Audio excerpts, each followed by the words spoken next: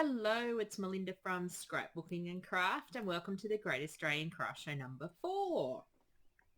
So today in our class we are going to take a white sheet, yes, this started as a white sheet of cardstock, and make this layout. I was going to say something like this, but I'm actually filming this in reverse because I've done it already. Because if I try to do it twice, it doesn't work. So we're going to take a white piece of cardstock, play with some Pigment Powders from Colour Blast. We're going to play with some chipboard from my business, some stamps from my business as well, and make a gorgeous layout. So we're using embossing powders, we're using a resist technique, we're making our own embellishments. There's loads happening in this class. So it's for all levels. So we go through it step by step and you can follow along. All the actual pieces from my business, the frames, the cogs, the word, this bit, and these stamps, and the netting stamp you can see up here, well, these stamps, I've got them right here, are all available on my website under the class products, and they are on special for the duration of the Great Australian Craft Show, which is 4 days in July, and they will be in a special category for that period of time, so you can find them easily. And Hillbilly Scrapping, which is a fellow business in Swan Hill. Her and I team up and do the shows. She sells the pigment powders. She has embossing powders, possibly not the same colours that I'm using. I don't believe she stocks Nuvo. I just raided my stash and found what I had. So feel free to raid your stash and find what you have. But she'll have, if you ask her if she's got black embossing powder nearly every company makes. Clear embossing powder nearly every company makes. And she's got the embossing ink pads as well. And she's got the clear gesso. And I think, she's got the stamp set we use as well. So head to Hillbilly Scrapping. If you want the exact names of anything, leave a comment below on the video and I can help you out and help you find things. Have fun. And I would also love to see if you made a layout based on my class. So you can message me at Scrapbooking and Craft on Facebook, or you can leave a comment below and I will reply to your comment to let me know that you've done the class, and I love to see how people interpret my classes, and feel free to change it, give it your own personality. You don't have to make it exactly the same, or you can. It's up to you. Bye for now. I'm going to go find a couple of photos. The only thing missing from my layout is a couple of photos. I think I've got a couple in mind of my daughter's naughty little bunnies. So without further ado, let's go and have a play.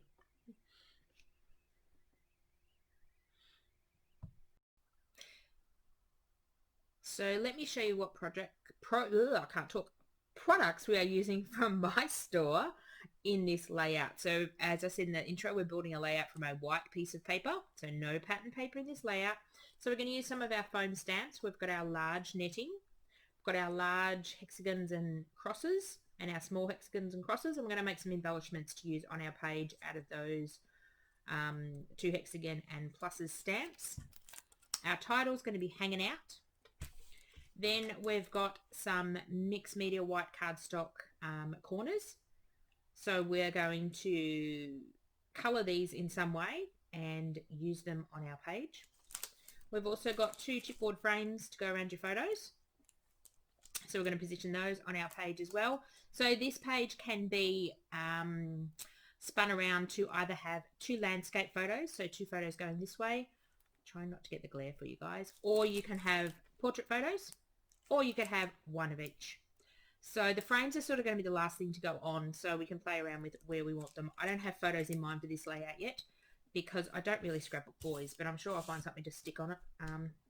And we're going to use some of our swirly cogs as well. So all these products can be found under the class items tab on our website, and they will be on sale for a period of time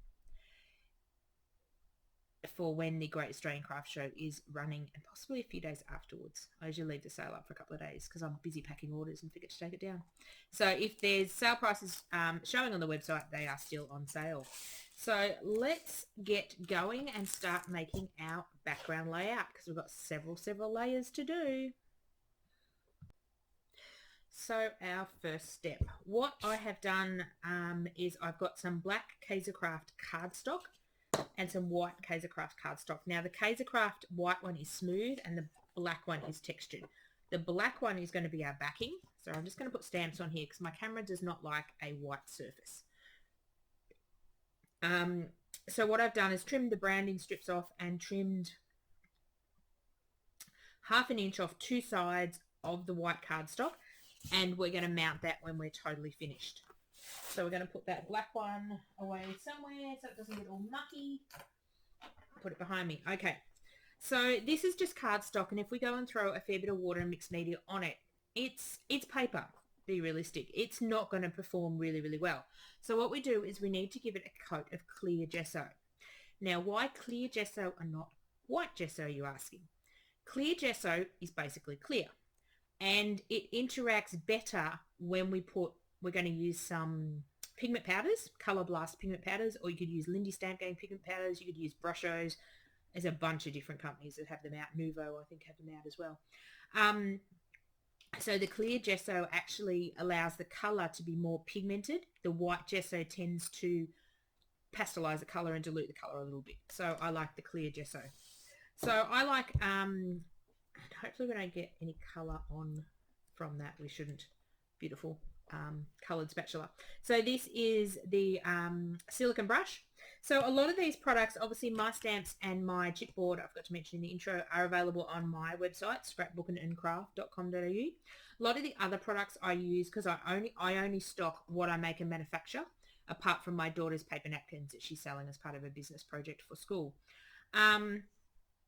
So any other products I use, I usually direct you to my friend Hillbilly Scrapping in Swan Hill. She has a fantastic website and it's growing every day. And she sells a lot of the mixed media stuff, and that's actually where I buy my stuff from. We team up and do shows together. Well, until COVID hit, we would team up and do some of the Victorian craft lives and picture to page, and we were doing Paperific this year, but a lot of those shows have been cancelled because of COVID. So it's turned us online a bit more. It's really, the break's been really good in one way, because I've had time to get my website up and running. And I've had time to play, and I love filming these videos for you guys. So back to the page. We're going to put a coat of clear gesso on. What the clear gesso does is it seals the paper, allows you to put a bit more water and moisture on top of your page, and then your page does not... Got things falling over, ghosts. You should see the mess around my table. That's why I zoom you in. So the clear gesso is like a protector. I explain it when you coat a house, you undercoat that gyprocky plastery stuff, and then you put your top colour on top. Now, if you were just to put your top colour on top, it wouldn't be the true colour, and it would soak in too much into that gyprocky white plastery stuff. Until I'm not a builder. Okay, and I like to apply the gesso with either an old credit card, a spatula. You can do it with a brush. So basically what I do is put a big blob in the middle. Whoops, it might be a bit too much. So this is Montmartre gesso. I forgot to say that. Montmartre gesso. This retails for around $10, give or take. Prices go up and down at the moment. It's ridiculous. It is an Australian company. For about 250 mils. And this one's a nice gesso because it gives your paper a nice tooth. And I'm hoping I don't get any colour from my dirty brush. So basically what I want to do is just do stripes up and down. I'm just trying to keep something on my page because, as I said, my camera doesn't like it. This is going to add a little bit of texture as well. And if I do get a bit of blue on this, yeah, doesn't really matter. So I'm just going to move these over here so my camera has something to focus on. So I like going the one direction. You can go both directions if you want. That's probably just enough. I'm sort of going right to the edge, but it doesn't matter if I don't go right to the edge. If I miss bits, I'm trying to cover the entire page, but hey, if I miss little bits here and there, it's not a big deal. You'll just find when we go and put the pigment powders on that if you do miss a bit, it'll grab into the paper and sort of soak in. On top of the gesso, they move and flow a bit more. So just trying to spread out. Whoops. Whoa. Okay, I probably would suggest having a clean spatula because we're picking up some of the colour, but that's okay. We're going to just go with it. I don't clean things. I'm terrible. I should. The reason I like using the spatula is now we're getting more paint off it. Just give it a bit of a clean on this brown paper I've got down on my desk. The reason I like the silicone spatula is I use it for gel medium and stuff, and it doesn't clog up my good brushes. So just going back and forth, and yeah, I've got blue on that bit. Care factor of 0. It's a mixed media piece. I am dreadful. If you've never done any of my classes before, welcome to Chaos 101, because things go dramatically bad sometimes, and sometimes I'll teach you the wrong thing to do. So probably a good idea to clean your brush before you start. Now I'm going to dry this off, and then I will be back to do some more chaos. Okay, so we've dried all that off with the heat tool, and I don't know whether you'll be able to hear. You can hear it's a bit more gritty now, and you'll feel it's a bit more gritty. The other side of the cardstock is very smooth, but this side has got a bit of grit into it. Almost like doing your hands down the blackboard. Okay, now what I want to do is just have a bit of a play around with my chipboard and get an idea of where I want to place my chipboard pieces to where I'm going to add all my mixed media. I'm sort of going to add all the mixed media around the edge. But I like to do this before I start, and then I have a bit of an idea of where I'm doing stuff. Yes, some of the stuff I do will get covered up, but that's sort of the mixed media. I don't know exactly what's going to be seen. And by the end of it, sometimes I get carried away, and we will get carried away and change our mind anyway. So that's always the way. Sorry, just getting some rubbish off my table. Okay, so I like things a bit symmetrical. I don't know, it's just a thing. So if you had, like, there's 2 landscape photos, you could change it into a landscape and a portrait, and then have another photo here, or some journaling, or you could change a page around this way and have 2 portrait photos. So this page is quite forgiving. These frames are actually fantastic. You can cut some of this off if you don't want the whole frames. If you just want a corner, you can cut this bit off. So I've got an idea with these of either having them under here,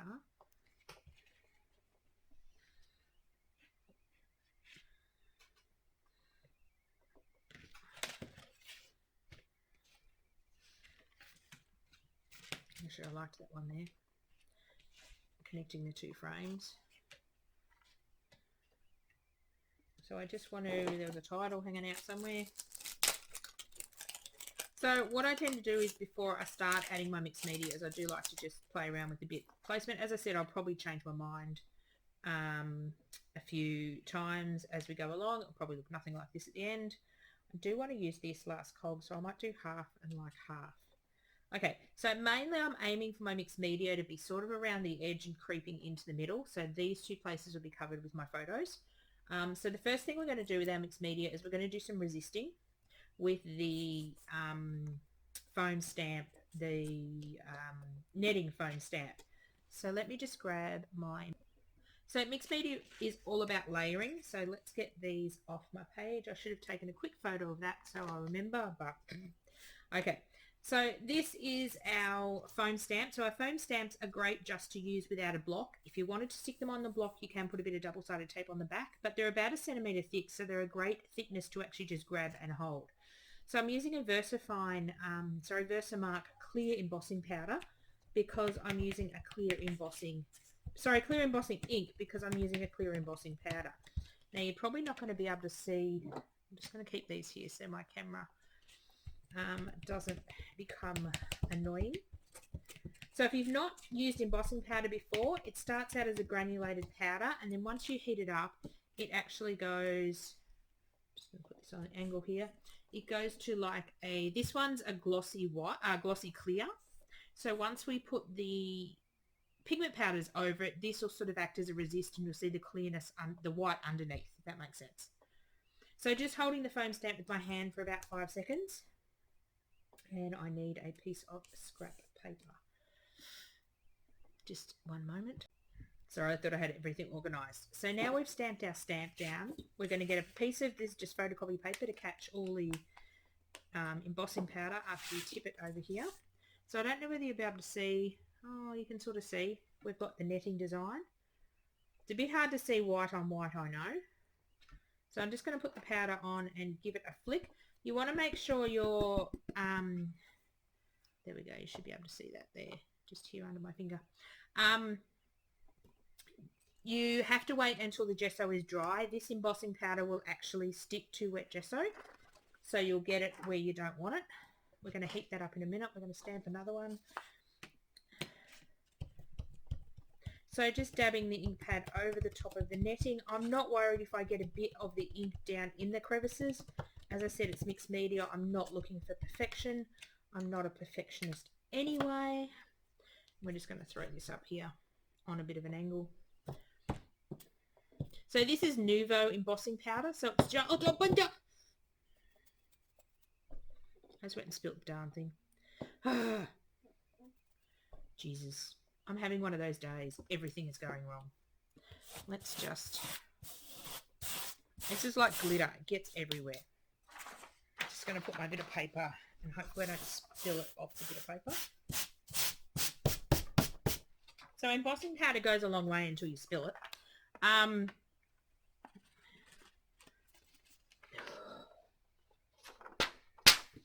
There goes it on my carpet. Oh God, if there's a wrong way now, I've got to work my table. If there's a wrong way to do stuff, you've come to the right place to watch it. Come to the right place to view it. Okay, so we're just going to get my stamp out of here. Oh, I'm all thumbs tonight. Jeez Louise. So I'm just going to tip it over where the embossing powder is. Tap off the extra. I'm going to heat this up with an embossing tool. I only tend to do 2 stamps and then I heat it up. I'll probably do a third one. But the ink has to stick to the wet embossing powder, and I find if I leave it too long, it's actually going to... the powders will not stick so much. Now to do this you need an embossing tool as opposed to a hairdryer. You want an embossing tool that puts out heat but not air. So if you haven't heat embossed before, I like to heat up my heat tool, turn it on about 30 seconds away from my project to get it hot. And then you're going to start on one tip and you're going to see it start to go from crystals to like a liquid gloss. And then you move your heat tool slowly. You don't do this. You don't want to move it quickly because there's not enough heat getting to the crystals at the one time. So I'm actually going to mute the noise. So it'll go quiet for a few minutes, from 30 seconds to a minute. And you should be able to see it moving.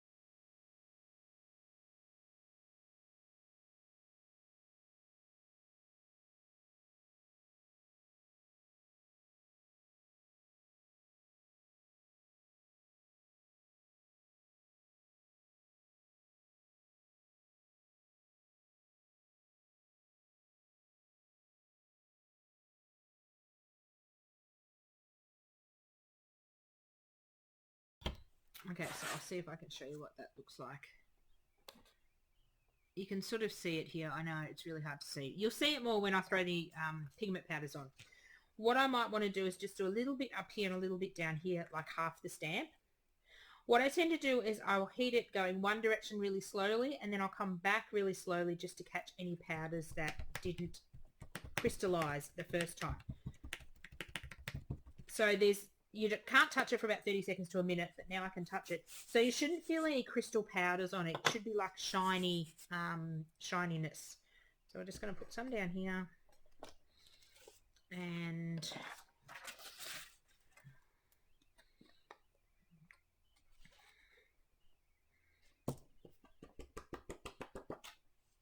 we're going to put some, sorry, trying to stay in frame. It's hard for me to stay in frame. A lot of my regulars do know I suffer from low vision. My vision is low. I can't even get a driver's license. Vic roads are really, really mean. So sometimes I will move off screen to be able to see what I'm doing, or my head will come into screen. I do apologise, but unfortunately that's just the way I craft. It's just unfortunately what I have to do.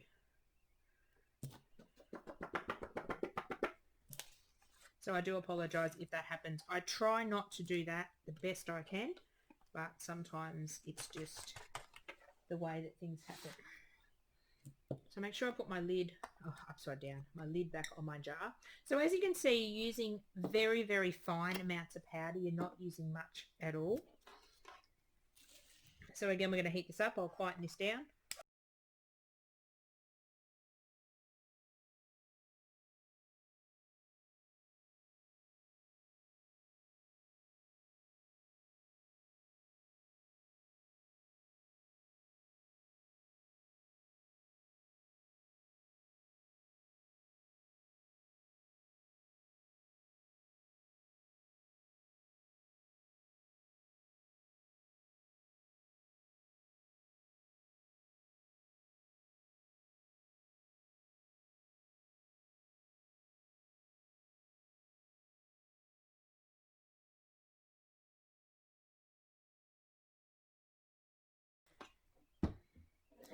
So now we've got a little bit of it up here. Oops. Oh, get out of the way, Impad. Just trying not to annoy my camera. You can sort of see, I don't know whether you'll be able to see, I'm trying to catch the light. You'll see it in a minute when I throw some powders on it. And it is curling our page a bit. If it's curling your page too much, you can turn your page over and actually heat it from the back and it should go back. But it would be curling worse if we didn't put the gesso on it. Okay, so let me go find my pigment powders and we shall come back and have some fun. This is the fun bit. Oh, I've got embossing powder everywhere. I just spilt it. Okay, so we are finished with that for the moment. We are going to talk about pigment powders. This page is getting a bit bendy, but that's all right. We're going to stick it back down. Won't matter. Okay, so we're actually going to use Colour Shimmer Dust. Colour Shimmer Dust is the brand from Colour Blast. So they come in these little pots, and when you open them, they have a huge opening, which I don't like. Really bugs me. Because I tend to spill it, and this powder goes such a long way. You only need like little specks of it because it's water activated. So I went and decanted all mine into these little containers that have like a squishy top from the $2 shop. I got like 6 or 8 of these for $2, $2.50 or something. And then I was able to put a pin prick or a drawing pin in the top, and I can shake just a little bit of powder out. I don't actually like these containers. I believe some other brands come like this anyway. They're all the same, whether it's Colour Blast, Lindy Stamp Gang, there's Brush-O's, there's Nouveau's, there's something else O's. So it doesn't matter what brand you use. If you have a few of each, you can mix and match them. They will work the same.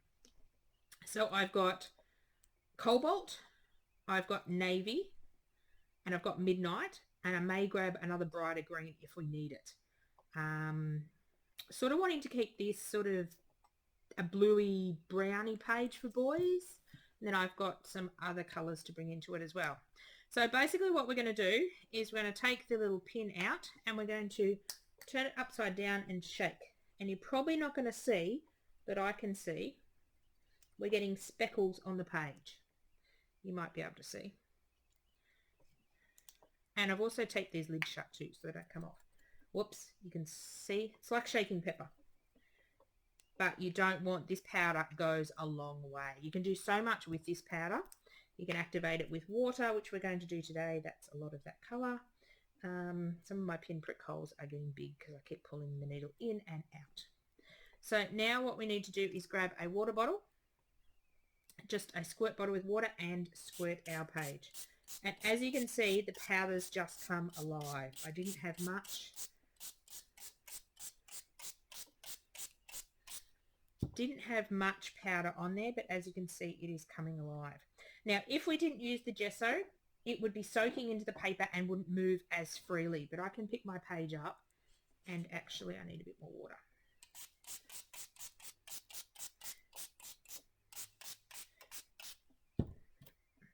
I can pick my page up, I can move it around, I can grab a paintbrush, which would be fairly handy to sort of move around, especially want to go over, now you can see this coming out, especially want to go over where it's, we've got this resist, which looks really cool. So you just basically move this around.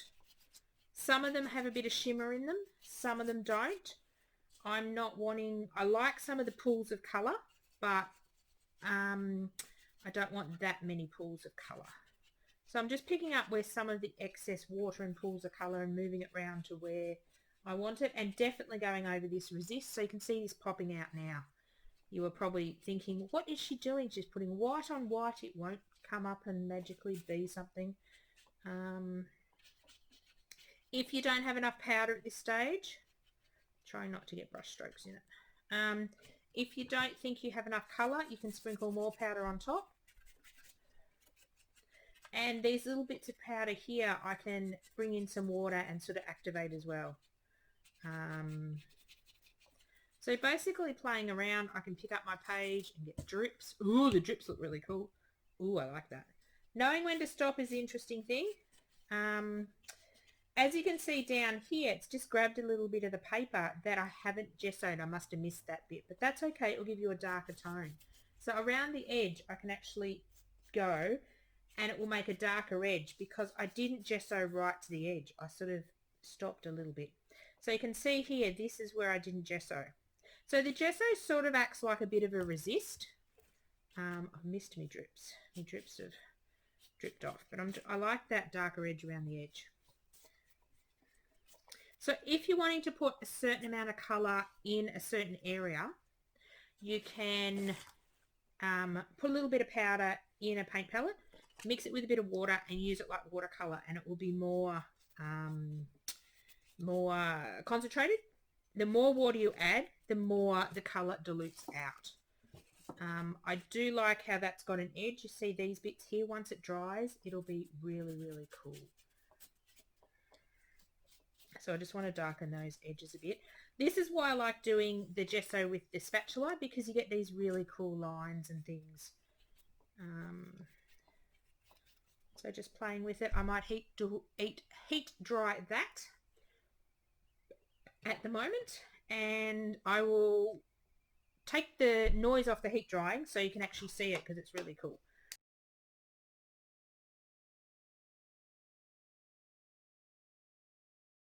You can push them around with your heat.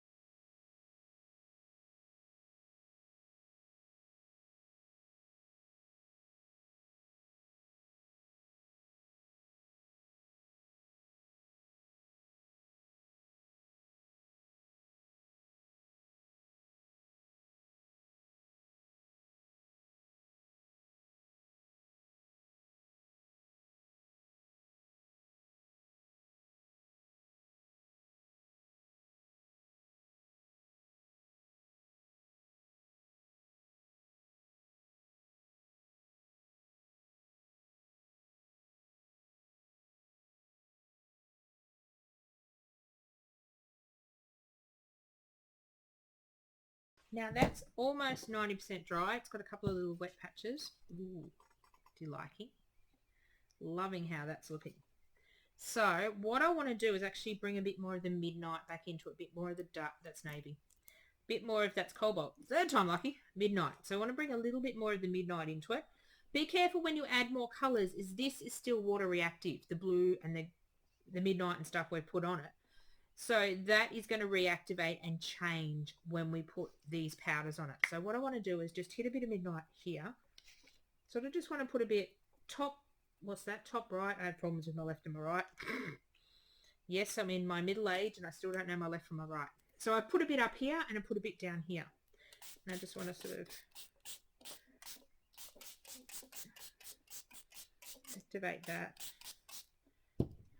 And sort of want to drip it around, sort of up and down. If you have too much, like I'm loving this, if there's too much blobbiness or water, you can grab some paper towel. This is a dry baby wipe from my desk, and you can actually just pick up some of the excess water and it will sort of tone it back. That bit I don't like. So I'm loving that a bit more. Let's tip it up and down a bit more, because I do like some good drips. So I do like to only drip it one way. So as you can see, I'm only dripping it top to bottom and then bottom to top. I'm not actually doing it sideways.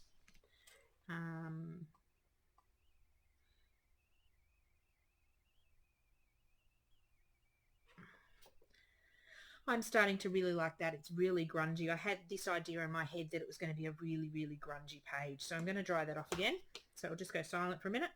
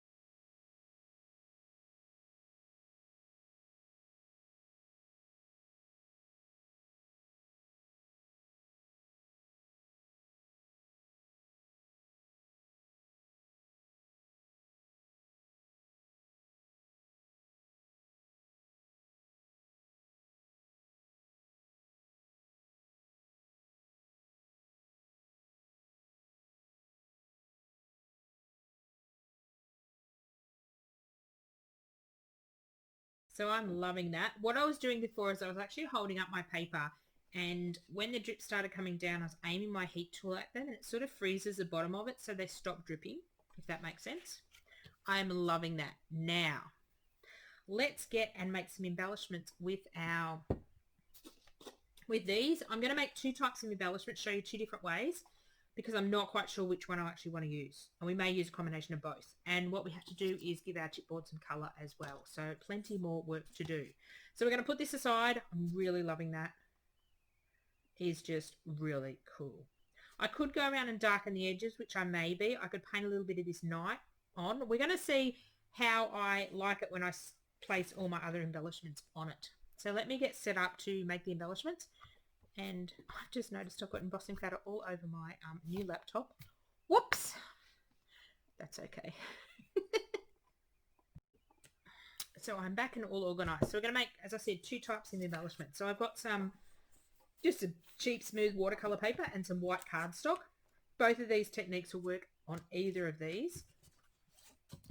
So the first thing I'm going to do is we are going to use some of our magical powders, make a background, and then we're going to heat emboss our stamped image over the top. Yes, that's what we're going to do. So we are going to, what colour do I want these? I want these sort of midnighty colour with a bit of blue. So I'm just going to shake a fair bit of midnight on. I apologise, I'm going down frame a bit. I have to position my camera, we'll go navy because I want these to be quite dark. I have to position my webcam a bit better so I can work at the edge of my table. That's right, we are coping with it all right. Now, let's get that other white paper out of there before I splatter it with colour. Everything gets splattered with colour. So we've just sprinkled our powders down again. Now this paper hasn't been gessoed, so you'll actually see that this soaks in and grabs the pigment a bit better, or a bit more quicker than the other paper. And that's the sort of look I'm looking for. So it will move a bit as well. But I'm sort of, I don't want you to curl up, paper. Stop curling. I should have sprayed the back of it. If you don't want your paper to curl, you can sort of spray the back of it. I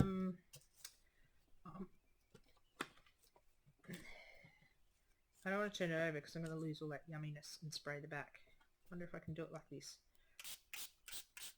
I'm just giving the back a bit of a spray and I've just got water everywhere.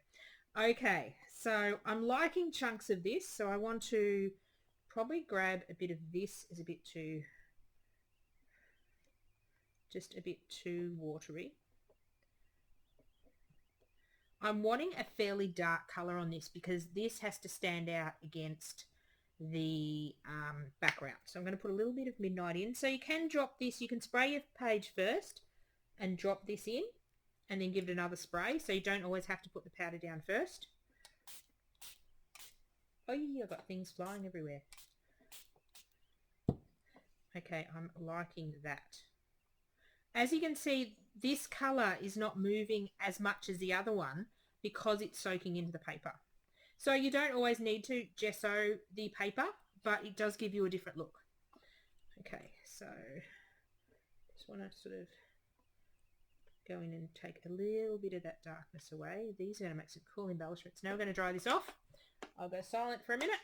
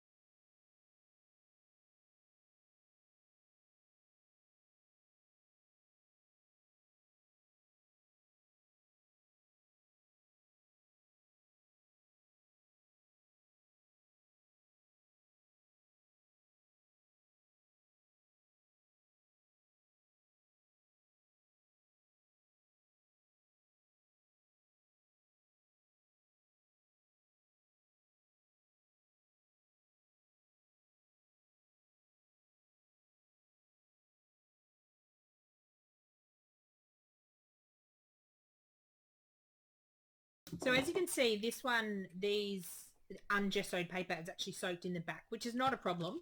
But on the other one, when I bring it back in, it's just over there drying. I will show you the back of it and none of the powders have soaked through. So I'm loving this. It's going to be a shame to stamp on it and cut it up.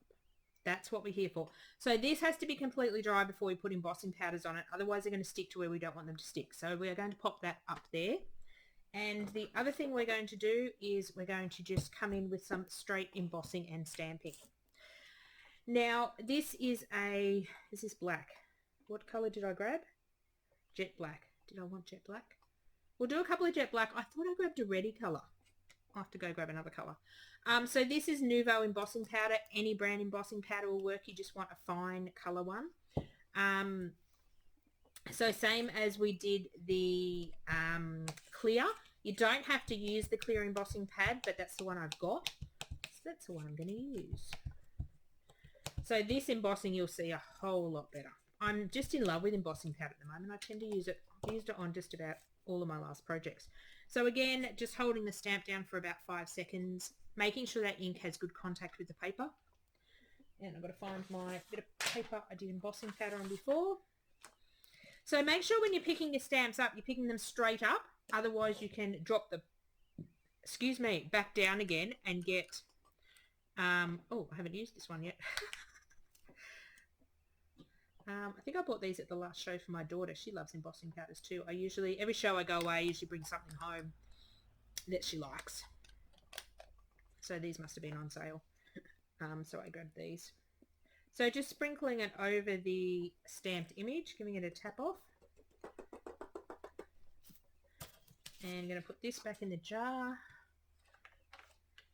Actually, I'm going to put a crease in my paper If you've got one of those little lovely trays with the spouts on it, that's great. If not, a creased bit of paper works. Where am I going to put that? Somewhere where it doesn't get into mischief. Okay, put the lid back on. I like the lid back on so I don't knock it over like before. This one you're going to see a lot better. So again, I'm going to heat it up away from my embossing.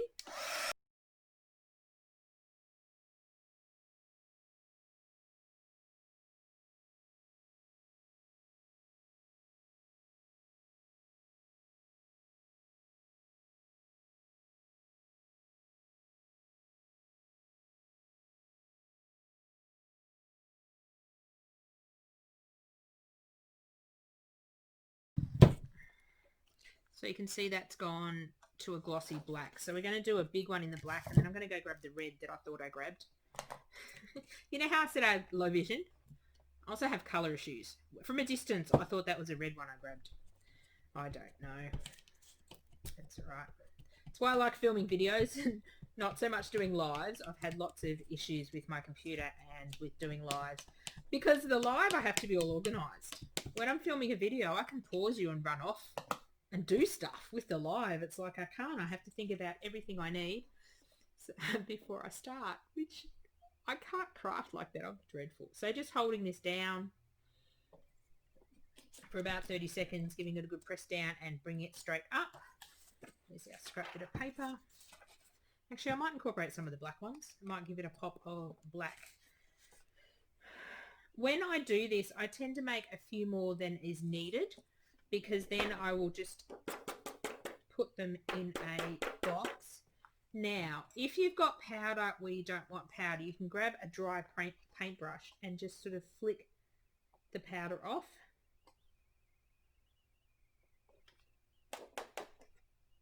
So I've just got a bit in those crosses that a little bit doesn't bother me, but it'd be nice to get that out. I possibly should have one of those, and stampers will be going, yes, you need one of those anti-static doohickeys that you run over your paper first, and that would probably help, but I don't have one of those. It's on my to get list. I just haven't got there yet. I'm not a traditional stamper, and if things aren't perfect, I'm okay with that. Things don't have to be perfect, but you're a person that wants perfection. There goes stuff on the floor. Certainly go over with one of those anti-static pillows, I think they're called. I don't know what they're called.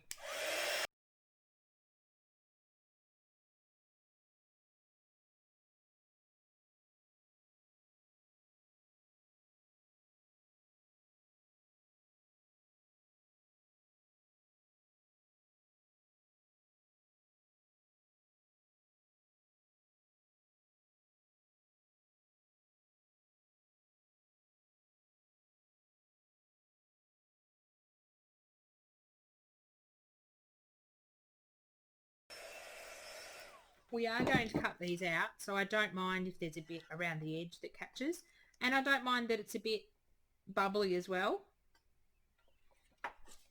Okay, just let me grab that other embossing powder. And I've got to find the pause button.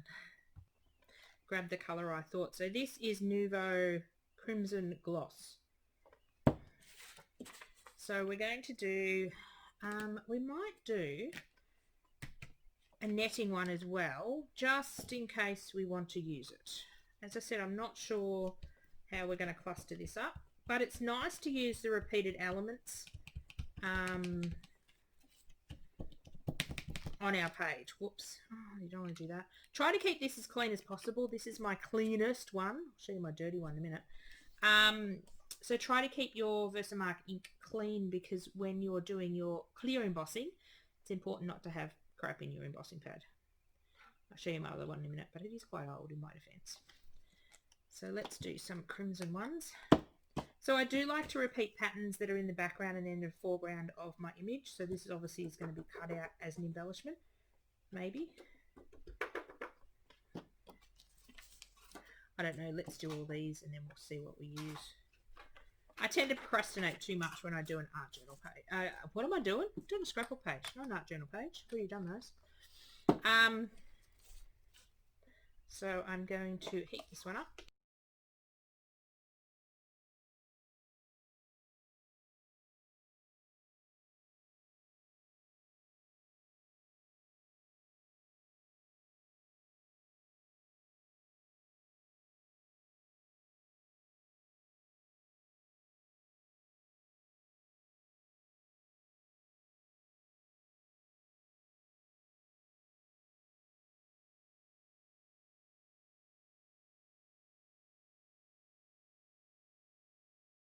And then I'm going to do the crimson in this colour and this colour, which I thought I was embossing before. Actually, I might just pause you and do that and come back. Okay, so I ended up stamping another black one because I picked up the wrong jar, a little one and a big one in the red and the black in those ones. So just come back and completely dried this off. And what we're going to do is actually stamp some clear embossing powder over the top. So let's get the clear out and let's not accidentally tip any of the other colours on top. Having one of those nights, seriously. This is my third video today and everything that can go wrong in this one apparently is.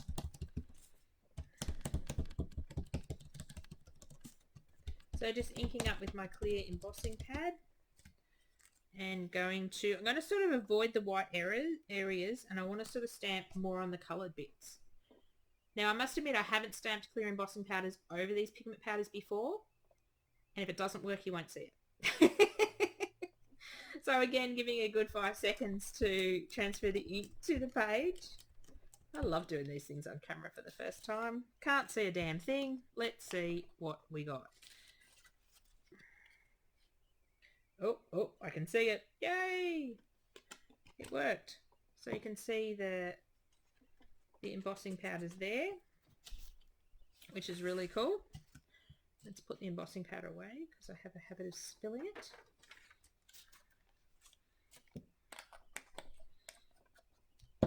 Always make sure your lid goes on your pad so that you don't accidentally get dust in it or your embossing powders, or you don't put your heat tool near it.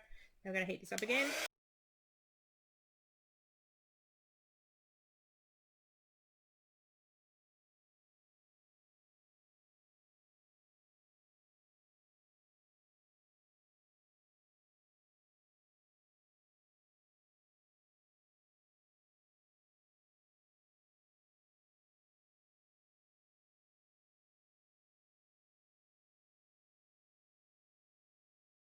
You didn't hear me because I'll take that bit out, and I started to go and it's like, ooh, that's pretty. It's going to be cool when we cut it out. Okay, so let's do a small one over here, embossing ink pad. I love experimenting, and if this didn't work, what have I wasted? Bit of paper, bit of pigment powder, and a bit of embossing powder. Most of my experiments do work out. I have had a few dud ones because I basically try anything on anything because I love to experiment.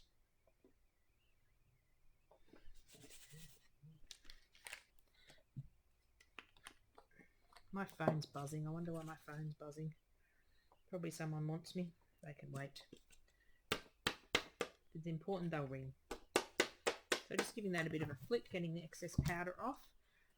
I like the subtleness of the glossiness. Told you it was one of those days.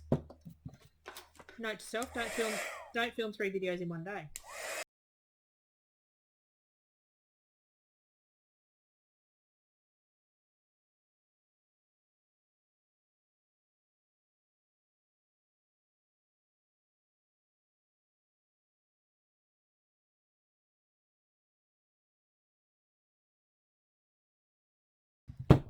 Ooh, that's pretty. So now, do I want some... Actually, I don't think I want this one because it's so fine. I don't think I'll get the same results. I do like the big one. And even if I cut these into individual embellishments, let's do another big one here. Possibly 2 more big ones. That's what I might do, is I might do 2 more big ones over here. So I might pause you. You don't need to watch me heat emboss everything, so it'd get rather boring. Okay, so I finished heat embossing 2 large ones of those, and we'll decide which ones we use in a minute. So we've got those, we've got those, got that lonely one on a bit of paper. Let's throw those up there for a minute. Now we have to decide what we're going to do with our chipboard. What I would like to do with these frames is actually do something really cool and chunky. So my idea is, I've done this before. Let me get my texture paste. I'll use my spatula. So this is just texture paste from Aldi. Texture paste, modelling cream, modelling paste, impasto medium, gel medium, work with this. Anything that sort of has texture on it, that dries like lumpy bumpy. Oh, come on, jar. Undo, please. Thank you. So basically what I want to do is I sort of want to paint some texture paste on here. Sort of in an up and down motion, so I sort of get peaks on it. Almost like buttering a cake. I sort of want to doing just like an up and down motion. And if I get any, like here I've got it on the paper, I can just scoop it up and use that here. So I just want to go up and down. Just want to give this a fair bit of texture. There is so many different ways of making the chipboard colourful. This is just one way. Whoops. Now usually I will go and let this dry, but before I want to let it dry, I actually want to sprinkle my embossing powder on the top.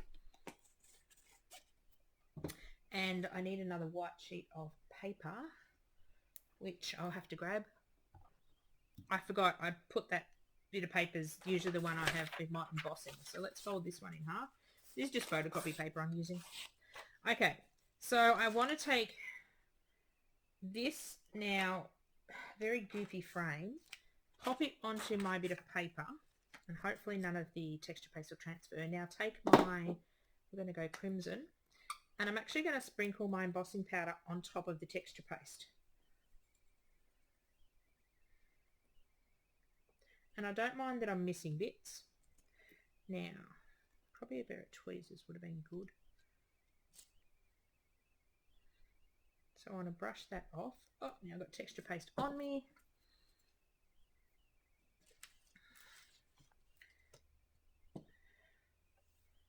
So I usually do the lightest colour first with this, because if a bit of light colour gets into my darker colour, it's not a big deal. So now I'm going to go in with my black, and I'm going to sort of cover any bits that hopefully will still stick to the embossing powder.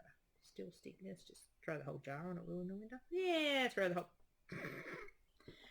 the whole jar on it. Why not? Now, to pick the darn thing up and give it a bit of a flick, give it a bit of a tap, and see we've got not a lot of the black stuck. That's okay. We might... a little bit of the black stuck. I was probably too heavy-handed with the red.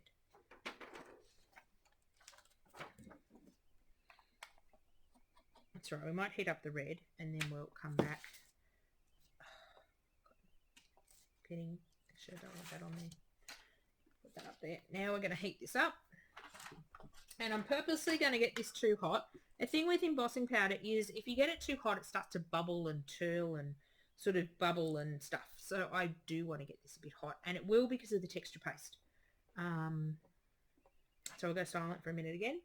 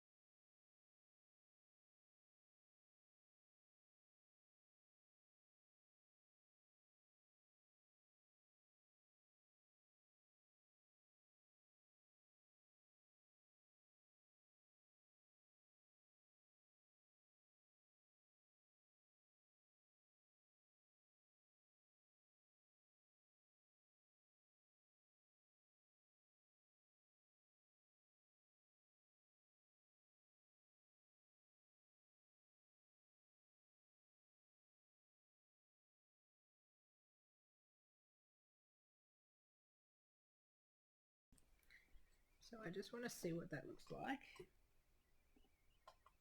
It's looking very rusty. So I might do that to the other frame and then see if I add any black to it. So let's put that one away to dry. Grab this bit of paper that has the texture paste on it. Where's my doohickey? Where's my spatula? Oh, right in front of me. Can't see if it's looking today.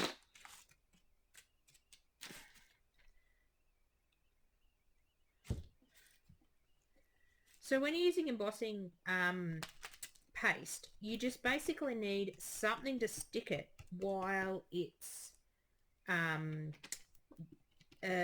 you need something to stick it to your surface while the heat embossing is heating up the crystals. So texture paste works, obviously embossing ink pads work. I've used glue sticks, I've used matte gel medium.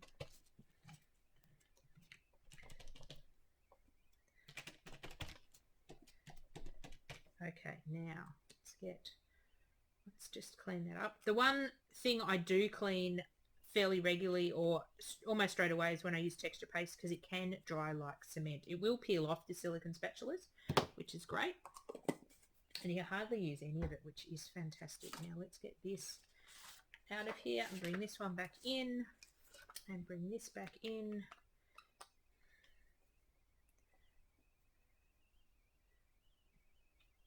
Don't think I'll worry about the black until I've heated this up, because obviously the black didn't stick. I missed a bit down. Whoops, missed a bit down here. Yeah, just throw the whole jar in like the black, why don't we? Okay. So I'm purposely not wanting to get it everywhere. This one's obviously a bit more coated than the first one, but that's okay.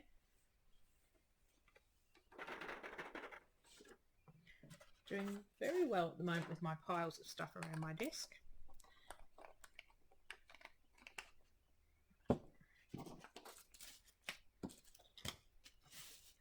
Now we're just going to heat this one up again.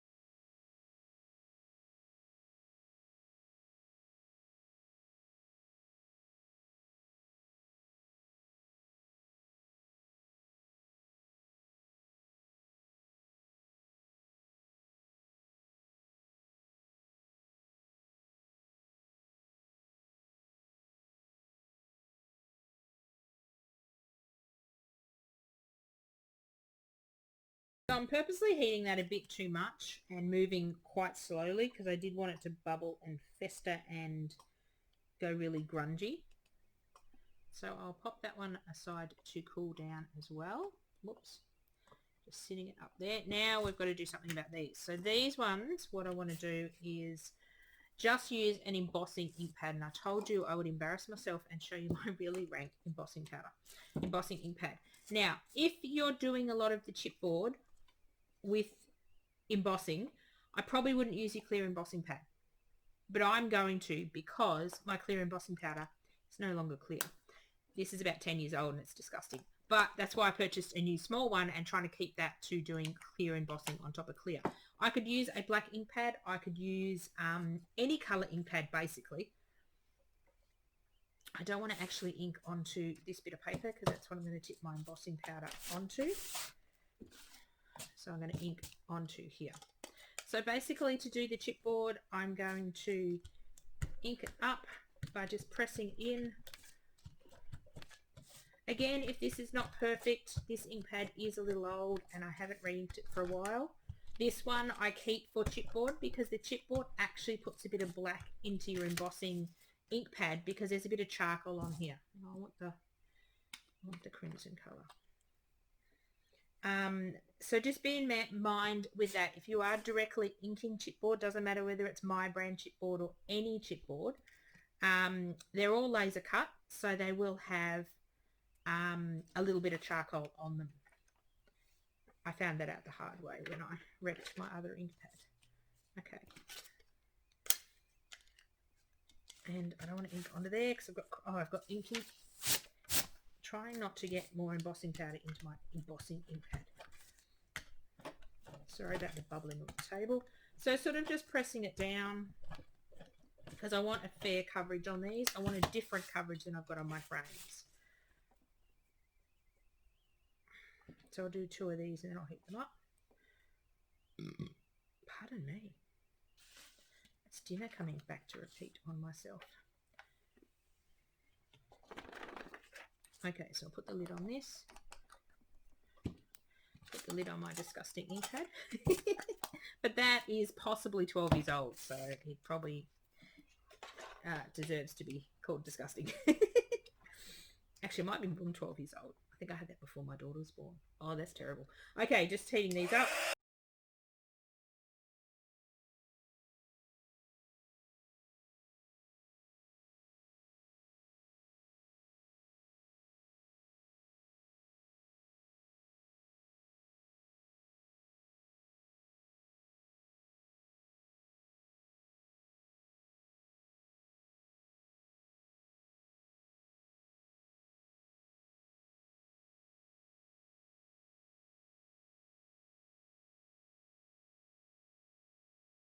Ooh, nice and shiny. Oh, hot. Don't touch them when you've just heated them. This would be a nice contrast.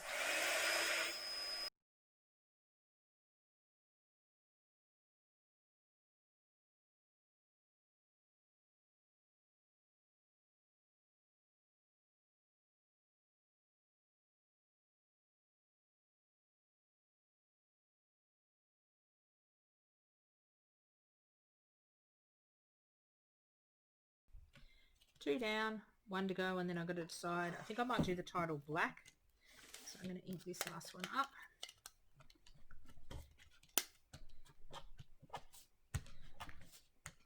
You can sort of see on the chipboard that it's getting wet.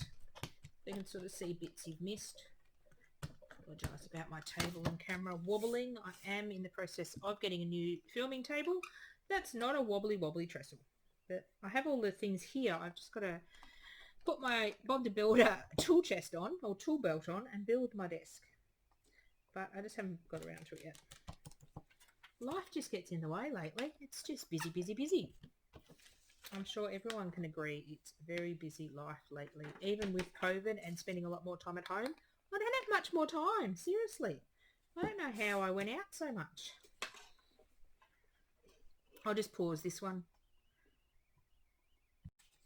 So the last thing I'm going to heat emboss, and then we're all done with our embossing powders, is our hanging out, and I'm just going to do this one in black. That means I've got black sort of in the background, I've got black in an embellishment, and I've got black on a title. I like the colour to appear in the background. I'm also going to do some stamping on our page to bring the black in as well. So it's nice to have your colours, where's my black, appearing several places on the page, so I just don't have a black title stuck and it looks like it's sort of I've lost my title. It doesn't look like it's just the one colour on the page. So that's a good hint. If you're finding you've done a project, art journal page, card, scrapbook page, does not matter what it is, and you're finding that one colour is just standing out like a sore thumb, go and use that colour in somewhere else on the page. I'm just going to pause this and heat it up. So there's the title. I love how it's all bubbly and I've missed some spots. I did that on purpose. I'll put some close-up photos at the end so you can see everything. Now back to these frames. I'm thinking they need some black. So we're going to bring, actually we're just going to do it straight here. Just working on some brown paper so I protect my bench. So I'm going to take my Versamark ink pad and just... Actually, we're going to take the old one because I'm sure to get crap all over my good one. Where to put my old one? Here. And I'm just going to sort of ink all over it. And I'm going to do the other one while I'm at it. But then be really scattery with my powder. Let's see how that works. The worst is I turn them all black. Where's this bit of paper? Okay, where's my black embossing powder? So I just want to sort of drop it in spots. That one's fairly good. So I'm just tapping it with my finger. I'm not wanting to coat it. So hopefully I'll grab some of the, where I put the ink pad, just to grunge it up a bit. Ooh, I'm liking that. That's going to heat up really nicely. And just tapping this off. Probably want a little bit more up here. Grab. Okay, now I'm going to carefully put this back because I've got it all over the bit of paper. I nearly upended it. I've already spilt it once today. Oh, I don't know. I often say to my in my classes where people come and see me in person, if there's a wrong way or a upside down way to do it, I will do it and demonstrate it that way. So you often get told what not to do in my classes, not what to do.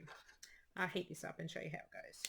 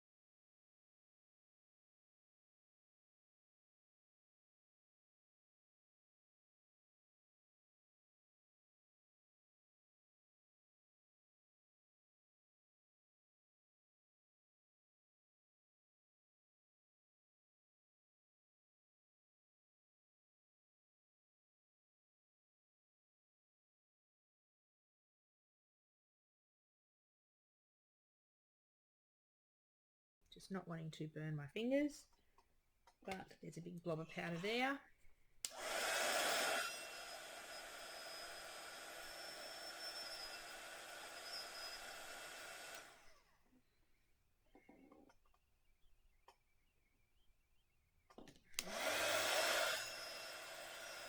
It's very subtle, the black, but you can see it.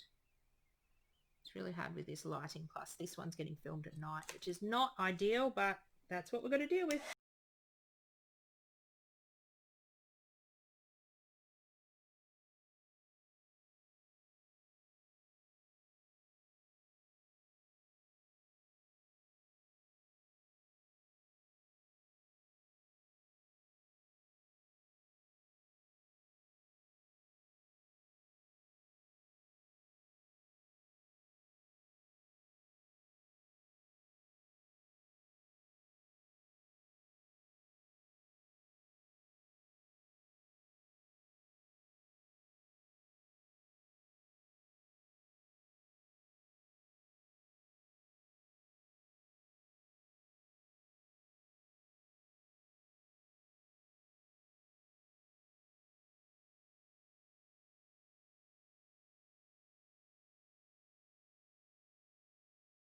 So this one I could see it bubbling away. I'm not sure whether you can, but I'm loving that rusty effect. And I'll do some close-up photos of these because I'm not sure whether you're going to be able to see it. I wonder if I put my hand under it. You've got like red in the background, then you've got like speckles of black. That looks really cool. So happy with those frames. Okay, let me clean up this absolute disaster I've got of embossing powder, and I'll be back because now we have the procrastination stage. Where am I going to stick all my bits on my page? Oh no, we're going to do stamping on our back page first. Then we'll do the procrastination stage. So I've just pulled our background back in. It's all nice and dry now. It looks so yummy. I love the water bits. Okay, so now we're going to do a little bit of stamping just to add another layer and bring some of that black into the background. We've got a few bits of it. So what I've decided to use is this rubber stamp. I got it from Hillbilly Scrappin' in Swan Hill. And what I want to use is some of these darker numbers. So when these stamps come in a CD case, which is awesome. So that's that number I want. And I also want this little collection of numbers up here. When you get the set, it comes in one piece. You do need to cut them up. So I haven't cut all of these up yet because I only opened this today. What do I want? I want that one, and I want that collection of numbers, which is this one. So basically just with a nice heavy duty pair of scissors, like a Tim Holtz scissors, you can just cut them up. Sometimes I will go and cut them out a bit more fussy. So if I'm getting, just trying not to cut into that next stamp. It's not what I want to do. It wouldn't be surprised me if I did that tonight. So I love that Darkroom Door do their sets in CD cases because it just makes them easier to store. So I did have a stamping block around. Sometimes I do them on a stamping block, sometimes I don't. These ones are small, so I will put them on a stamping block. So when you first use them, you just got to take this white bit off and it reveals the cling thing because they're all cling mounted, cling thing. So just going to use an archival ink pad and just want to stamp it up. I'm sort of envisaging my frame here, so I just want to do some random stamping in some spots.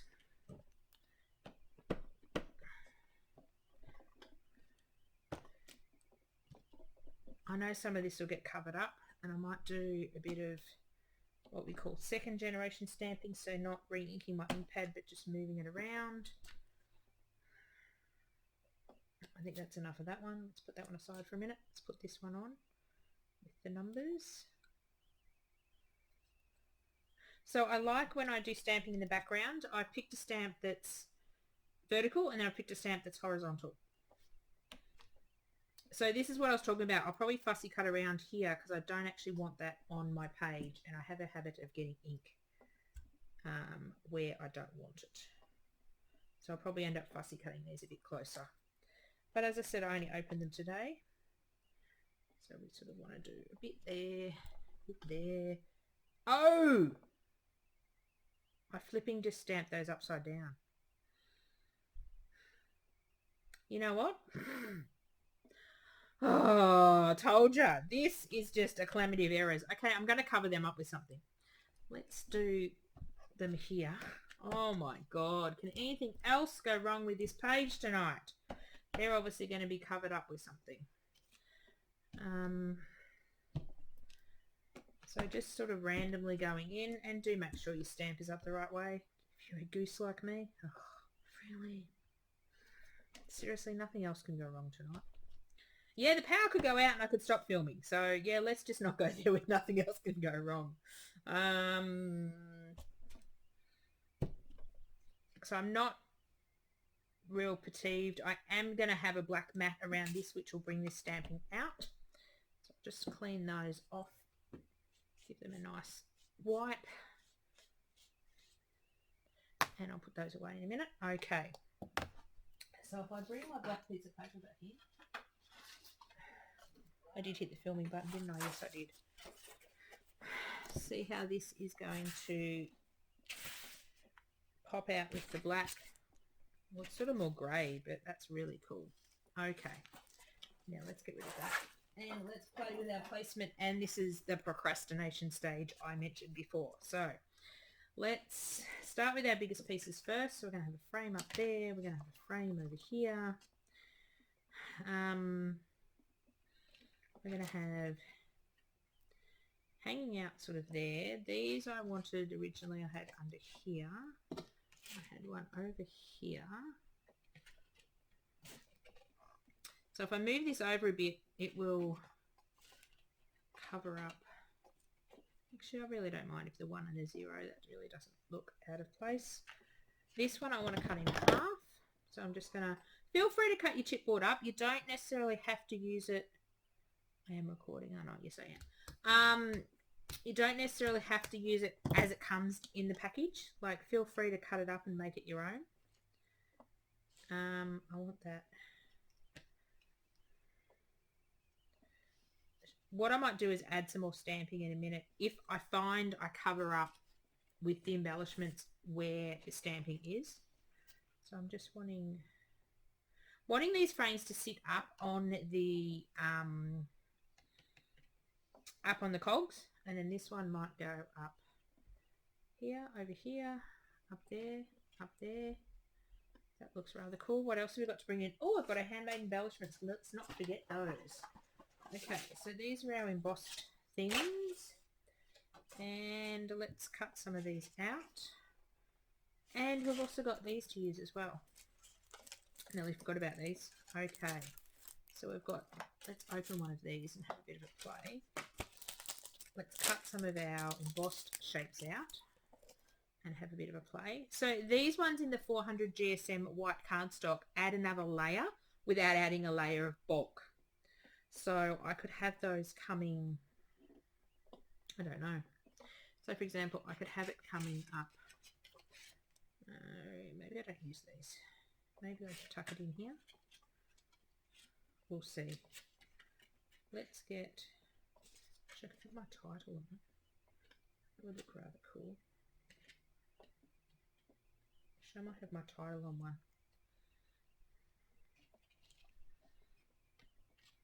I very rarely scrap like this without photos, but I am getting used to doing it this way. Let's cut out one of these and see where we can add this. Because we made them, we better include them. So these ones are quite easy to fussy cut, and I do apologise if I go out of frame. As I said, I've got low vision and sometimes I can't see what the hell I'm doing.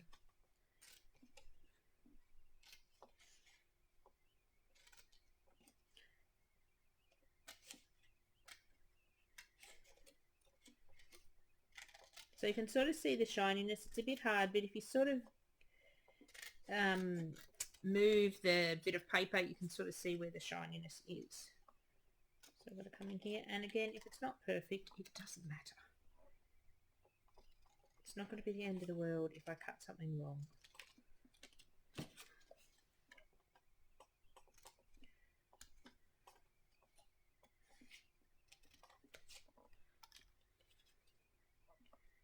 I do have a bit off here that I need to cut. Okay. Now, where do I stick it?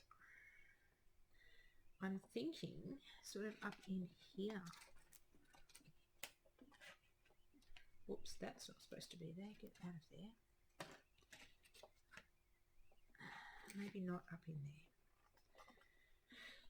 Maybe it's part of this. I'm thinking it's a bit big. Let's cut it down.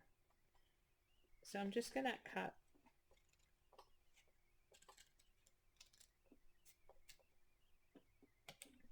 this side off. Now it looks funny because I have to cut this bit off. Oh, this looks a bit better now. Hang on, bear with me one moment. Actually,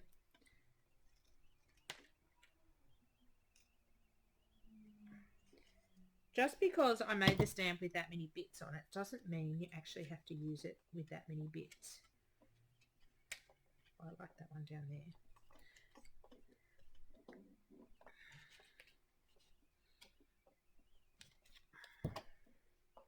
And I'm just following around.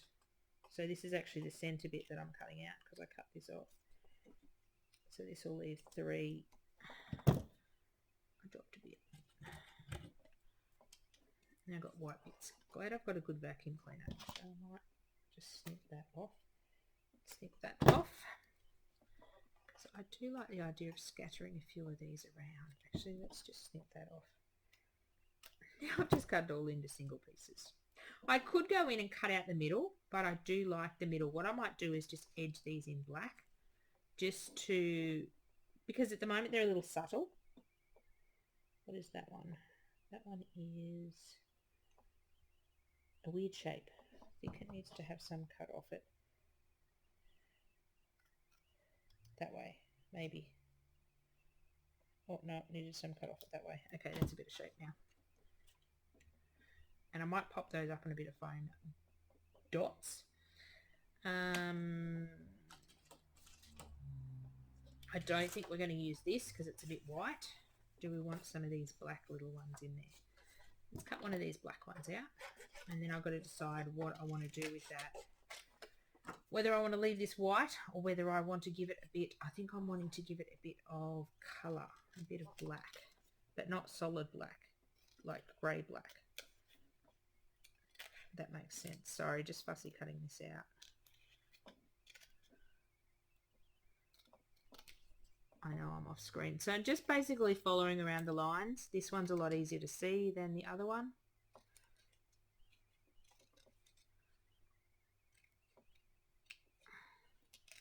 And again, if you don't do it perfectly, it doesn't matter. Snip this bottom bit in here. Oh, and I shouldn't be dropping all these bits all over my workspace. I think this is going to really pop when I get the black onto it. Whoops, I've got to cut this one out too. So what if we just tucked that behind here, and that's going to balance that black. Now what are we going to do with this? What I've done with that previously is just ran an ink pad over it and softened it off so it's like a grey colour. I think I'm liking this. Do I want any more of these? I don't think so.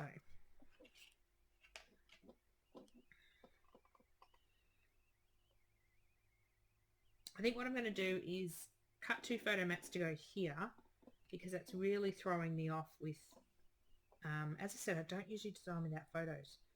So it's just throwing me off a little. I'm going to do something with here. So what I'm going to do with this one is I'm going to pick this up and just slip it over here. What I'm going to do is just grab my black ink pad, which is under where I just put that layout.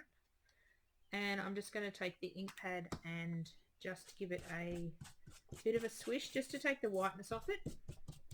So I don't want it to be totally black, but I don't want it to be white either. And I do apologise about the rocking table. So the harder you scrape, the obviously blacker you get it.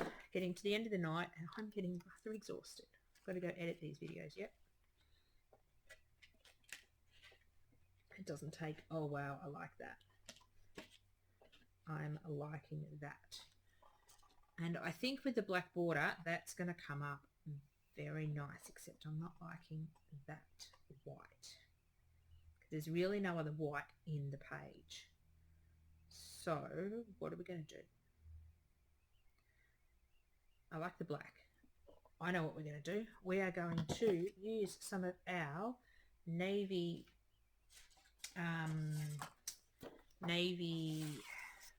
sprinkle powder, and we're going to paint this. So I'm just going to sprinkle a little bit on top because I just want to take the whiteness away. I'm going to give it a squirt.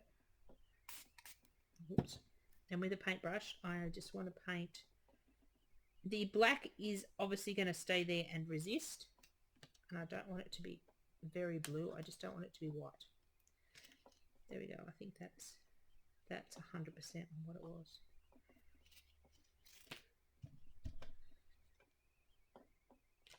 So let's just dry that off quickly. Just pause for a moment. So I'm more happy with that because it's got the blue in it. So let's get rid of this.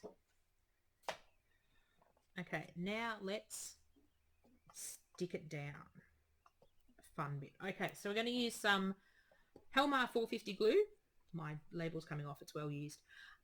This is great for chipboard and bulky stuff, and then I may find some foam tape to, actually, do I want to lift up those elements? Probably not, because I've got a fair bit of bulk with the chipboard. So let's start with this one down here.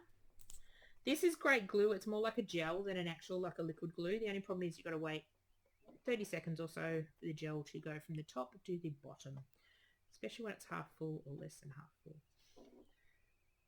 What I say to people, when you get down to a quarter full and it's bugging you, go buy another one. Use it to about half full, and then you stick it in a pot of boiling water for about 30 seconds, liquefies the glue, and then it will run very easily into your new bottle. We use these in our classes, and we use just the small bottles because they're easy to handle on the table, but it's cheaper to buy it in the big bottle. So we take the big bottles and fill up the little bottles. So that is really cool. So you're just going to hold these down for about 30 seconds. You do have a bit of wiggle room. So I'm going to put that one down. I'm going to turn my page and put this one up the top. Once I've stuck my elements down, I'll decide whether I want to do any more of the black stamping. If I've lost all of that under where I've stuck my elements, because I was sort of doing it randomly. Excuse me. Got a frog in my throat. And let me come over here and let me just move that frame out of the way. So I'm sticking this here and covering up that 0, just so I remember. So chipboard like this, you don't need to get glue everywhere. I'm picking the fattest bits, like this circle here and this circle here, and try not to get it showing in the spokes, and that'll be enough to glue it down. What did I say? We covered up the one there. And we're going to stick this one down, and then we're going to stick our little frames on top. So we're going to stick, I'm going to stick this first. I'm going to stick this second. And then this sort of, whoops, stay down. Especially sticking the cardstock down, I wouldn't use double-sided tape because you're sticking over gesso and the pigment powders and stuff. It's better even when you're sticking on the cardstock to use this glue, which is like super glue for scrapbooking. And I've got it, hang on. I've got it in the right spot because I sort of want these frames to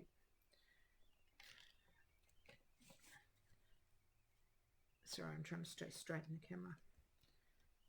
Yep, we've got that in the right spot. I wonder if my hanging out is standing out as much as I want it to be on that.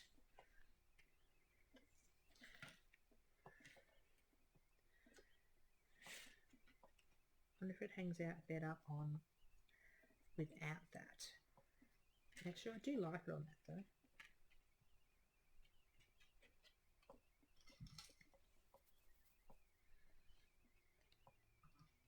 Okay, now with this particular one, I am going to just, I want to be able to stick a photo under it. So I'm just thinking where I'm going to glue it. I'm going to glue it just under this mesh part and then have the other bit floating, and I've got a big glue booger. Sorry guys, glue booger. Because I want to add my photo at a later stage. I have to go see if I've got a photo of my daughter that I can. Oh, one of the bunnies. Oh, I could use one of the bunnies because that's in this colour. And then I can slip my photo in and stick it down. So I'm just going to stick it down here to hold it. And it's going to sit up.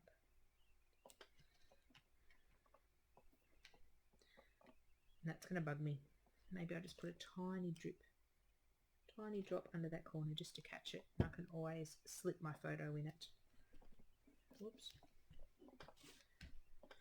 Again, same with this one. I'm just going to glue it on the... This is the only thing I don't like about this glue is the top. It seems to erupt on its own, which is really weird. But that's okay. I love the glue. Don't like the dispenser so much. Maybe I'll decant it into another bottle one day with a better lid on it. So again, I'm just going to tack it down in 2 spots so it will be able to slide a photo in.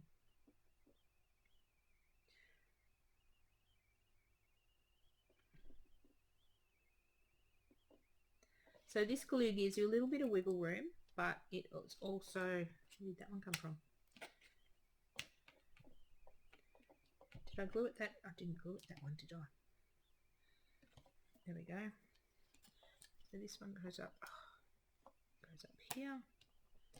There's a loose one down here. I love the embellishments we made. They look really cool. They're sort of subtle, so it's sort of when the layout catches a light, you see the embossing on it. Now, I'm not 100% sure about... Oh, this one needs some glue as well. I was going to pop those up on foam tape, but I thought I've got enough dimension on the page with the chipboard. Now, I'm just wondering whether I like this just on there or whether I do, or do I change it back to white? There's really no other white in the page. Decisions. Or do I use less of it?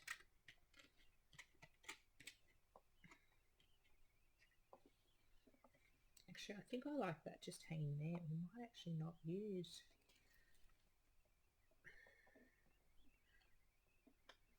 I can use a bit of it up here. So I'm just going to cut this up. I'm not sure whether I'm going to use it. I often do that. I'll pull out products to use and then I will not. Actually, I do like that up there. So use a little bit of it up there and maybe a little bit of it down here.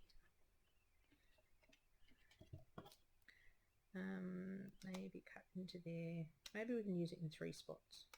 So if I tuck a little bit of it under there, oh, I'm quite liking that. Just under there, and then this little bit can go somewhere. Maybe that can go under the name. Oops. Actually liking that a whole lot better. Sorry, I was out of frame. So I've just cut that corner up. I've got a little bit up here, a little bit over here. I like that a bit better because this is a bit lighter. It makes the title stand out a bit more. So let's see if we can stick these down. Come on, glue. Come to the bottom of the, or the top of the... That's the only thing with this glue is when it gets down. Mine's just under half. And I just have to wait for it to... wait for the glue to get down the bottom.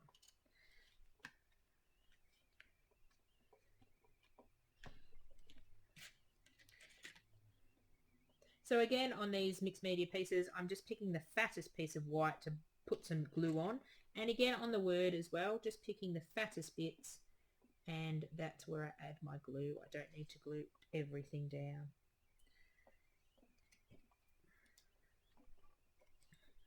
Just going to wipe the top of my glue. I had an old cruddy baby wipe somewhere. There we go. So I wish they'd redesign this top. And then I would love the glue a lot more. Okay, now I need to go find that black bit of paper again, which I threw behind me. And I think that is going to go find some double-sided tape, and we will call that done. Let me go find some double-sided tape. Okay, so I'm running a bit low on double-sided tape. I don't want to use a skinny one. This one's probably a bit overkill, but I might use it.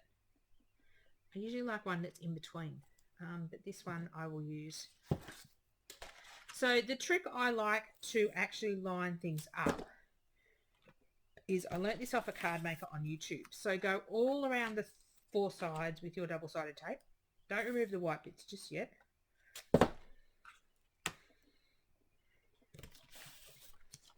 Because I am chronic for not lining things up, and I blame it on my eyesight. Hillbilly Scrapping, Jen from Hillbilly Scrapping is amazing. She does these amazing layouts and she sells kits and things. And she has these 2mm borders on everything and they're all lined up perfectly, and I go to do something and I can't line it up. So now we peel back. We can't see what I'm doing. Peel back about 1 inch of the sticky tape and fold it back so you can grab it from the outside of the layout. So do that on all 4 strips. Since I've been doing this, I've been getting things lined up, and I'm going to have to stand up to do this. And then I'm further away from my table, so this might not help. Try our best to line it up. So the idea with doing this is you don't expose much tape until you've got everything lined up. So I just had tape over tape. So I don't put anything in the middle. So then we can line it up, place it over, and only a little bit of sticky tape is exposed. So you don't actually press that down. You be careful not to press that down. It just has to come down a fraction until you're ready. And if it does accidentally grab, it's only about 1 inch, so you can easily pick it up and maneuver it. And it sort of slides around a bit because you've got that slippery backing tape. Now what you do is when you want to release a side is without moving it, you slowly grab your tail and you pull, press down. Oh, I think I'm going to get this one perfect. Okay, so I will just hold that down there, gently pull out this piece of backing tape and just run your finger along to hold it down. Once you've got a couple of sides on, it's not so hard. When you do the first one, it's a little bit harder. And then the last one, and that's about as perfect as I can get it. Now I will go and put some, I can't see if you're actually seeing that, I will go and put some close-up photos at the end of this video and to show you some of the detail, but I am very happy with how that came out, and I hope you try some of our techniques with our stamps and chipboard and mixed media pieces. Bye for now. Thanks for watching.